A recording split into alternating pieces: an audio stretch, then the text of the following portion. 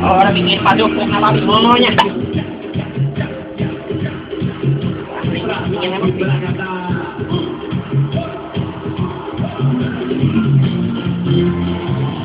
Meu peito, que chega de inflador.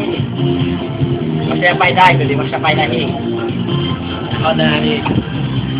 Vamos mostrar até amanhã. Agora vai, agora é mostra o inflador aí chegando. Agora é, meu filho, agora vai dar. Meu coisa tá aí dentro do coisa, tá lá. Tá não, tá ali. Direito. Pra que essa bicha aqui? Ia até botar a tábua de embaixo. Pegar o dedo. Ah, deixa eu tocar, deixa eu fazer o fogo, não serve pra não. Pode tocar. Aí não pega não.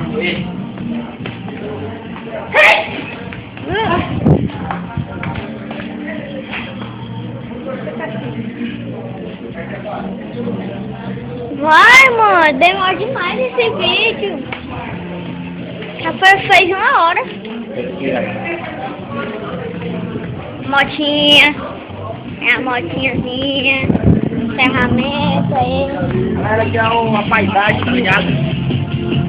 Cenário aqui, todo mundo, família reunida aqui na casa, tá ligado? Tá uma avestruz,